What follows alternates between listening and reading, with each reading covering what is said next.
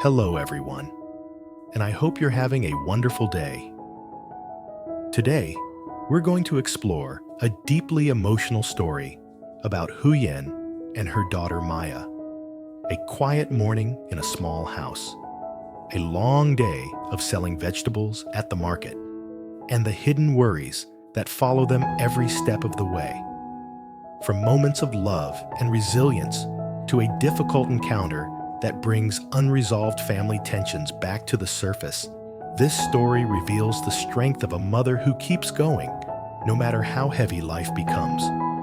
If you enjoy meaningful, real-life stories like this, don't forget to subscribe to the channel so you won't miss our upcoming videos. The morning in the small house began with Huyen's familiar greeting. Her voice was neither loud nor hurried, gentle as if speaking softly were enough to wake the whole place. She stood by the stove, her hands moving quickly but without haste. Garlic was chopped evenly and added to the pan just as the oil reached the right heat. A soft sizzling sound rose, and the aroma of fried garlic spread, filling the space that had been quiet since dawn. Huyen cracked eggs into the pan, stirred them evenly, then added the leftover rice from the night before. Every movement was familiar, repeated like a habit that had been part of her life for years. No recipe, no measuring. Just by looking at the color of the rice and listening to the sound of the pan, she knew when it was right. A simple breakfast, but enough to give mother and child the strength for a long day. Maya sat nearby, yawning as she washed her hands at her mother's reminder. Huyen glanced at her and told her to eat quickly so they could go out to the garden to harvest vegetables. Her voice remained gentle, but beneath it lay careful calculations for every hour of the day. When to go to the market, how long to sell, whether she could make it back in time. Everything was already arranged in her mind. Huyen invited Maya to sit at the table and asked if she liked fried rice. Maya nodded, answering briefly but politely. She ate slowly, looking at her mother as she ate, as if accustomed to following every instruction. Huyen told her that today she would miss school to help her. The vegetables were thriving. If they weren't harvested soon, they would grow old and wouldn't sell for a good price. Maya listened and simply said, "Yes." When Maya mentioned buying snacks, Huyen gently reminded her to save money. The money hadn't even been earned yet, hadn't reached the market, and already there were thoughts of spending it. The words sounded ordinary, but they were something Huyen carried in her mind every day. While eating, Huyen took the chance to quiz Maya on a few simple calculations. 1 plus 1 equals what? 2 plus 2 equals what? Maya answered quickly, her voice innocent. Huyen smiled. Amid the mounting worries, that small moment felt like an anchor, just enough to keep her going without collapsing. After breakfast, the house quickly returned to its familiar rhythm of work. Huyen took out the mustard greens she had wilted the day before to pickle them, arranging each handful neatly and carefully. As she worked, she reminded Maya to wash the dishes, feed the chickens. Everything had to be done cleanly. Maya followed, her movements still slow but attentive, like a child who had grown used to helping her mother from a very young age. While her hands kept moving, Huyen's thoughts drifted to her unease. She admitted to Maya that she was worried. The child's grandfather had come twice, saying he wanted to take Maya home to visit. Huyen didn't know how to make a decision that would keep the peace. Old memories suddenly resurfaced. Days when she had been beaten by her husband, and it was the grandfather who had stepped in to protect her. A gentle, quiet man, but one who loved Maya with all the patience he had. Because he defended her, He often argued with the grandmother. In the end, he chose to work far away to avoid conflict. Huyen understood that and felt even more sympathy for her father-in-law. He was too kind, and kind people often suffered losses. Thinking of that, Huyen only hoped he could live in peace, not be torn apart by conflicts within his own family. Maya said she had finished washing the dishes and ran out to feed the chickens. Bibi played nearby, and Huyen reminded Maya to keep an eye on her. Life went on like that, repeating small tasks over and over. But in Huyen's heart, the worry about the grandfather became clearer by the moment, like something she would inevitably have to face. When the sun climbed higher, mother and daughter stepped into the garden behind the house. Rows of green vegetables crowded together under the sunlight. Huyen bent down, working, while showing Maya how to choose the larger plants to pull and leave the smaller ones to grow. The way she tended the vegetables was much like the way she tried to preserve her own life. Slowly, carefully, with no room for mistakes. Maya followed her instructions, still clumsy but very focused. Bibi stood nearby, and Maya showed her how to tie the vegetables. Each bundle was neatly arranged and firmly tied. Maya asked her mother about dill soup, saying she liked it. Huyen listened, smiled, and said absently that family was like that. When apart, you miss each other. When together, you feel happy. Maya practiced calling out to Sel, her childish voice echoing through the quiet garden. Huyen corrected her, word by word, call by call. Looking at her child, she felt both love and pain. This little girl was learning how to make a living at an age far too young to understand what it truly meant. At last, the final bundles of vegetables were tied. The garden looked sparser, tidier. Huyen straightened up and looked at the result of the morning's work. These were not just vegetables to sell, but hope, for meals, for school fees, for the days ahead. The market was already crowded when they arrived. People flowed endlessly, everyone in a hurry. Huyen stood amid the market, calling out to sell each bundle of vegetables. Prices were constantly bargained down. Some complained they were too expensive. Others offered prices so low there was hardly any profit. Huyen patiently explained that these were clean, homegrown vegetables, grown without chemicals. Some listened, others just smiled and walked away. Maya stood beside her mother, learning how to hand over vegetables, take money, and put it into the bag. She called out to Sel in her innocent voice. Sometimes she forgot the price. Sometimes she sold too cheaply, and Huyen had to remind her. But she didn't scold. She only gently corrected her, knowing her child was trying her best. Time passed. The sun climbed higher. Maya grew tired, leaned against her mother, and fell asleep without realizing it. Huyen looked at her, her heart sinking, but her hands did not stop. Every bundle sold was a little more hope. And amid that crowded market, a familiar face suddenly appeared, bringing with it the fear Huyen had carried since morning.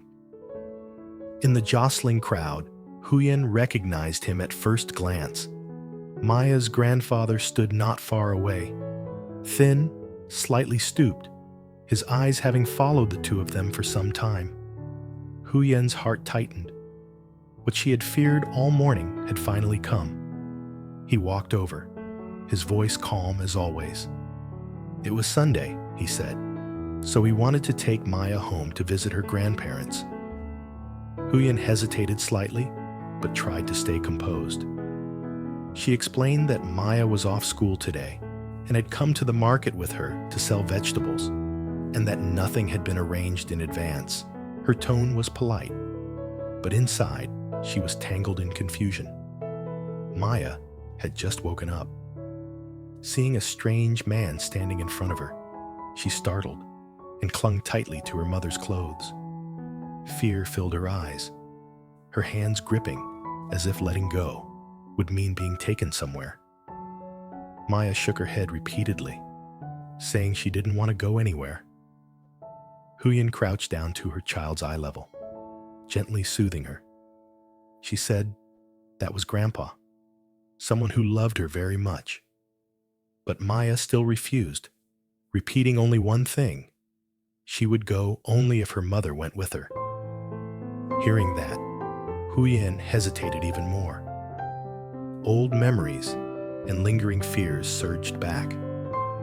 She was afraid her child wouldn't be comfortable at the grandparents' house, afraid of the things that had once hurt her, even though she knew they weren't the grandfather's fault.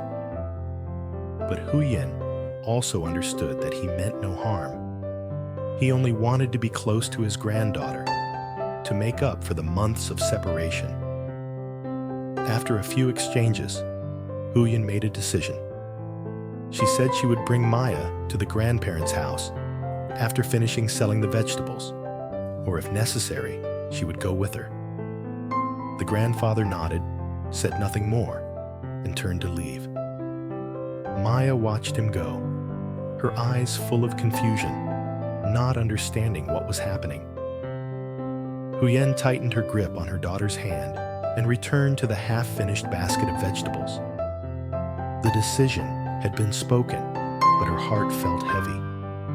She continued selling, but her mind was no longer fully there. Each bundle handed over, each bill received, was mixed with an unease she couldn't quite name. By late afternoon, when most of the vegetables were sold, Huyen led Maya to the grandparents' house. The house appeared before them, strangely quiet, yet carrying a familiar heaviness. Maya stepped inside slowly, clearly cautious. She stayed close to her mother, eyes darting around in search of safety. Huyen introduced Maya to her grandmother, saying that she was ill and spoke little. Maya slightly bowed her head, not daring to come closer. Huyen stayed a while longer, reminding her child to behave and listen to her grandparents. She promised to come back soon to pick her up, then turned and left. When the door closed behind her, Huyen felt her heart sink, but she forced herself to walk on. Once Huyen left, the atmosphere in the house changed noticeably. The grandfather pulled out a chair for Maya, gave her some sweets, his voice soft and slow. At first, Maya was wary, but gradually she ate and answered a few simple questions. He looked at her with eyes full of both love and sadness. From the kitchen, the grandmother's voice rang out, carrying undisguised irritation. She reproached him for bringing the granddaughter home, saying the child was just a girl and not worth so much concern. Her words were cold and decisive, making the air even heavier. The grandfather immediately objected. His voice rose higher than usual, a rare sight. He said that whether boy or girl, Maya was still his grandchild. He couldn't ignore her, couldn't abandon her. The argument quickly escalated. Old grievances were dragged out, long-held resentments suddenly erupting. He reminded her of the days she had been seriously ill, when he was the one who stayed by her side and cared for her without leaving. He said he had never abandoned the family and never would abandon his grandchild. The grandmother fell silent for a moment, then turned away without another word. But the dissatisfaction still hung thick in the air. Maya sat on the chair, holding a piece of candy, not understanding the adult's words. She only sensed the tension, the heaviness filling the house. Her eyes followed her grandfather, then turned toward the door where her mother had left, as if waiting. Night fell. When Huyen returned, she entered the house, looking tired but resolute. She said she had finished selling the vegetables and had come to take Maya home. The grandfather looked at her and nodded. He offered to keep Maya for dinner, but Maya immediately shook her head. She stood up, ran to her mother, and said she just wanted to go home. Huyen lowered her head to thank him. He took out a small bag of food and handed it to Maya, telling her to take it home to use gradually. Maya accepted it and said thank you, her voice small but clear. Huyen took her child's hand and prepared to leave. From behind them, the grandmother again threw out a few reproachful remarks, telling him not to go to Huyen's house anymore. Her voice was tired but sharp. The grandfather replied, just as weary, that everything he did was for his grandchild. The atmosphere grew heavier, but Huyen did not turn back. Mother and daughter stepped out of that house when it was fully dark. In their hands was a small bag of food. In their hearts, the weight of a long day just ended. The road home was quiet. Maya walked close beside her mother, saying little. Huyen was silent too, her mind crowded with tangled thoughts. She knew that today's meeting was only the beginning. Unresolved conflicts and difficult choices still lay ahead. But at that moment, feeling her child's small hand gripping hers, Huyen told herself that at least she and Maya were still walking together. And as long as they walked together, she would keep enduring, keep standing firm, no matter how many challenges tomorrow might bring. The story follows Huyen and her daughter Maya through an ordinary yet emotionally heavy day of survival. It begins with a quiet morning in their small home where they cook, do chores, and prepare vegetables to sell at the market. Amid financial worries, Huyen tries to protect Maya's innocence, even as the child learns to help far beyond her age. At the market, exhaustion sets in, and an unexpected encounter with Maya's grandfather forces Huyen to face a difficult decision. A visit to the grandparents' house exposes unresolved family conflicts, lingering pain from the past, and complicated expressions of love. As the day ends, mother and daughter walk home together in silence. Though nothing is fully resolved, their bond remains strong, carrying them forward through uncertainty, sacrifice, and the quiet resilience of choosing to endure another day.